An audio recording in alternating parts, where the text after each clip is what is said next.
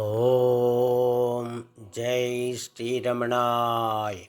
பகவான் ஸ்ரீ ரமண மகரிஷி பக்திஞான இயக்கத்தின் ஆன்மீக அன்பர்கள் அனைவர்களுக்கும் எங்களுடைய மனமார்ந்த இனிய காலை வணக்கம். இன்று அக்டோபர் 18 சனிக்கிழமை. பொறுமையே ஆன்மீக மூலதனம் என்ற தலைப்பில் இன்று நாம் தியானிக்க இருக்கிறோம்.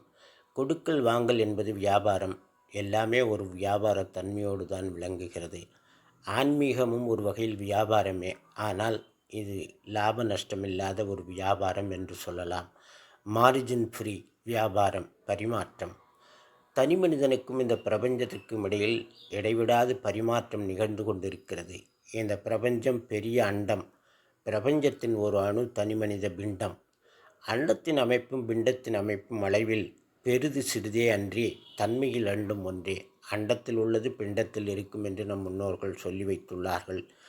இரண்டும் பஞ்சபூதங்களாலான அமைப்பு. எனவேதான் தனி மனிதனுக்கும் பிரபஞ்சத்திற்கும் லாப நஷ்டமில்லாத ஒரு பரிமாற்றம் நிகழ்ந்து கொண்டே இருக்கிறது.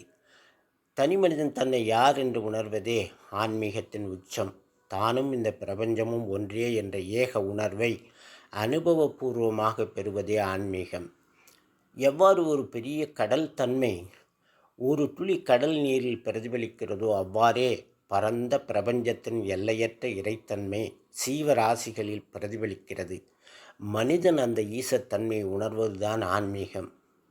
மனிதன் தன் எல்லையற்ற ஆன்மீகத்தன்மையை உணர தேவைப்படுவது பொறுமை என்னும் மூலதனம். தன்னை உணர்ந்த இறைத்தன்மையில் உள்ள சத்குரு தன்னை நாடிய சீடனுக்கு வேதங்கள் கோஷிக்கும் தத்துவமசி அது நீ என்ற மகா வாக்கியத்தை உபதேசித்து அருள்கிறார். நீ தேடும் பிரம்மம் நீயே என்று சத்குரு சீடனுக்கு உபதேசிக்கிறார். தான் அந்த பிரம்மஸ்வரூபம் என்று வாழ்ந்தும் காட்டுகிறார் சத்குரு. குரு அருளிய உபதேசத்தின் உட்பொருளை சீடனால் உடனே உணர முடியாது, புரிந்து கொள்ள முடியாது.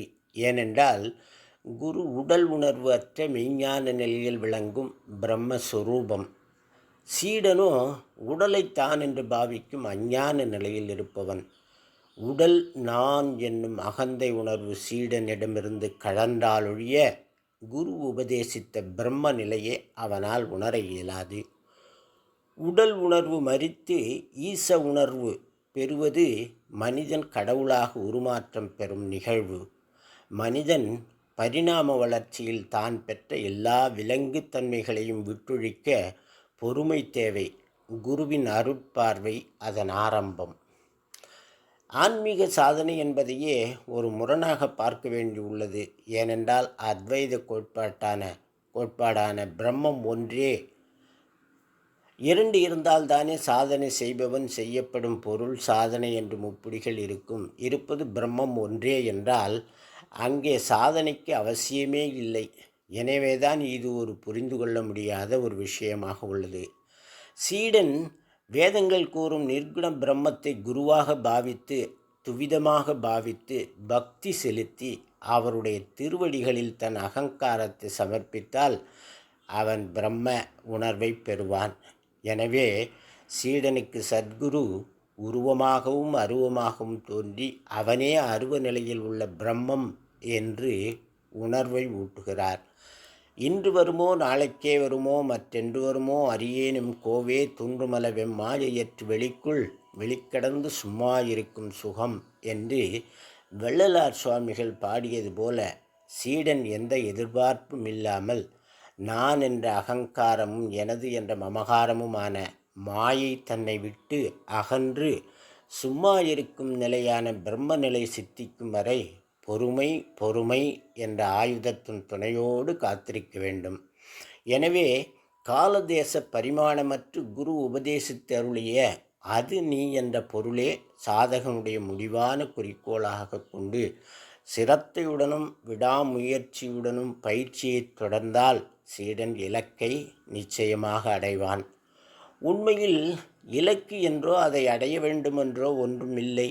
சாதகன் அதுவாகத்தான் இருக்கிறான்.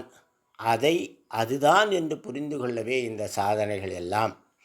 பகவான் ரமண மகரிஷி எனவேதான் சாதனைக்கு முன்பும் சாதனையின் போதும் சாதனை முடிந்த பிறகும் சாதகன் அதுவாகத்தான் இருக்கிறான்.